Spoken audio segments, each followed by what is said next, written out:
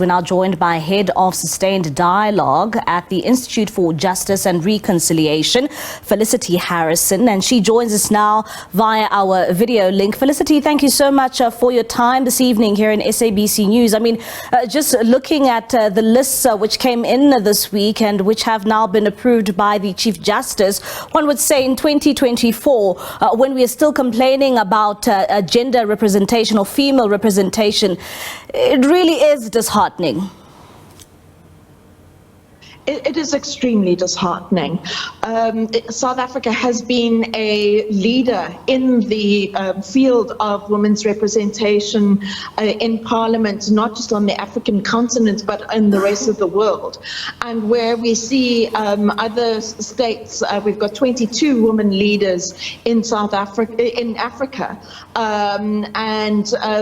After this election, there is a very little possibility of South Africa having a female president anytime soon.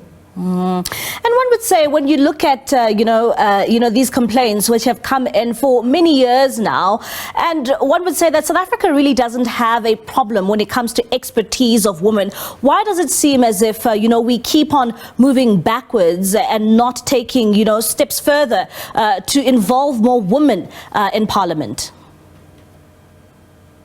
I think it's part of the larger social and economic problem that we face in the country, that we are facing legacies of apartheid and colonialism, which specifically looked at targeting women and were very patriarchal.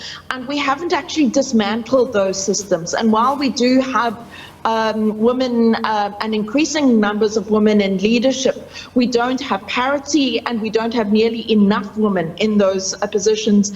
And I think part of this has to do with our political system. So as you said in your introduction, the ANC and the EFF have done very well in terms of ensuring women's representation.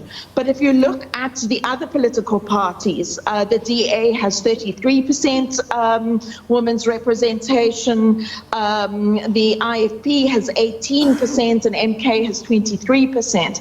And I think that until we actually put in quotas and have more commitment from the opposition parties to having women in leadership, we're going to continue to see that we're not only working towards parity, but in fact we're regressing and going backwards. And it reminds me, I mean, we are complaining about women not being involved and being represented, but I remember there was a time a couple of years ago when Helen Ziller appointed a cabinet, and she's a woman, and appointed a cabinet in the Western Cape that was all male. And what do we do when it is women now taking these kind of decisions? Well, I think that this is part of the problem that we face. When we put in quotas, I think we need to accept that a woman's representation is necessary but not sufficient for women to be able to progress in the society.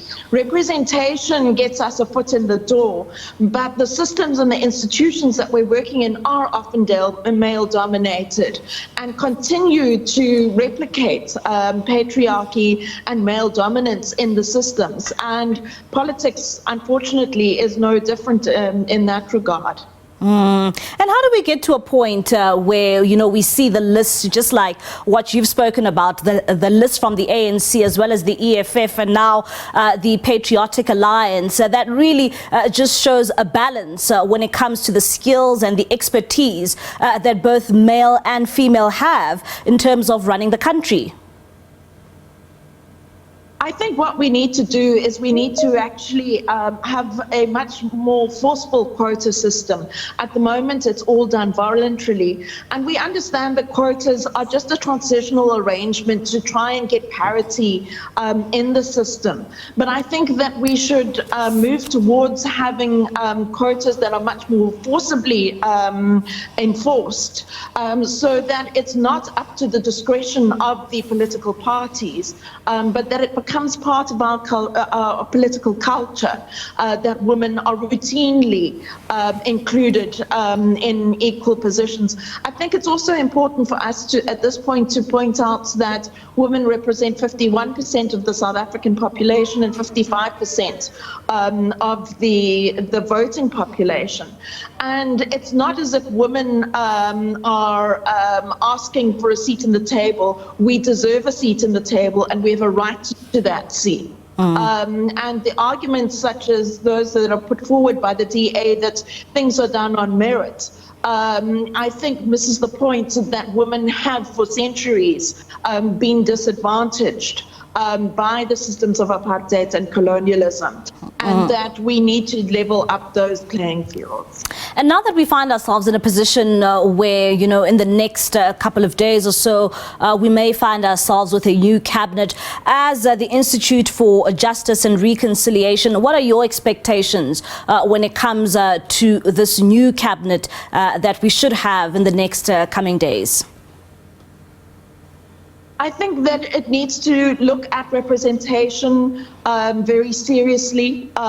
We need to look at making sure that the demographics of the country are respected, and that's not just in terms of women. We also need to start looking at youth.